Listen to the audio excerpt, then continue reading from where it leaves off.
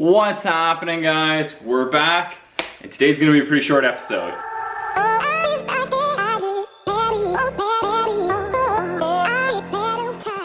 Alright, short episode because we didn't do anything on the car this week.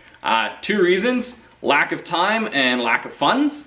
Lack of time is because I got a job this week. So I've been working since Monday. Haven't had any time to come out here and do anything on the car. But it's a good thing because now hopefully we can get some of the funds to finish some of the parts of the car.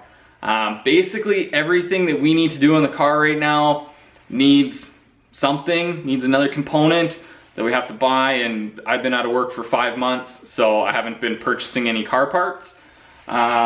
Even I went to mock up the pedal assembly like I thought we were gonna do this week.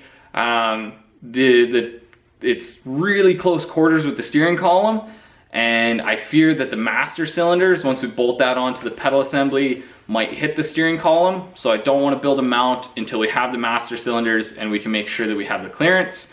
And I didn't have the master cylinders because I haven't bought them yet. So hopefully once we have a bit of cash, we can buy some of those components and finish off a couple of the projects on here.